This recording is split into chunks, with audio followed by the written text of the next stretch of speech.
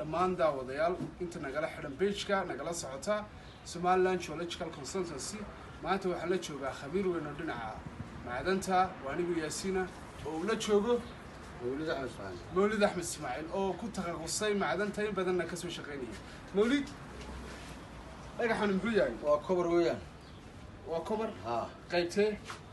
كان ولي وقريش كلام مروكا بلو يقري ويسكويشها مركا قيبتهم بلو جاو حشيء يسا إنه يهدق أزريت كلا هذا قيبت جرين كانوا حشيء يسا إنه مالك هدي هاي مركا دق عاصي وكبر أكسيديشن كي لبدي كبر السماء لأنه قاعد سنابه ويكم مغلان كانوا إمرو dhagaxan sidoo sheegay isaguna waa emerald qaasatan inkastoo gareerkiisu aanu aad u fiicnayn hadana waa emerald kaasina waa emerald والله مرفوع ولاش okay emerald kana muxuu yahay رواه كمارين aku maarin way dhagaxan رواه كمارين kana waa ku maarin marka aad iyo aad baad mahadsantiin daawadayaal cidii doonaysa lambarkiisa aanu haynaa cidii emerald grade 3 grade 4 aku maarin shadite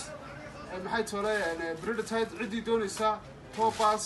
Opal fadlan nala soo xidhiidho Mawlid Yusuf Cali ayaa inoo diyaara oo inoo haya aad iyo aad mahadsantiin ah Yaasiin Axmed Jaamac Mastar Yaasiin Qaraash oo digaga tagaya sidaa iyo amaana Allah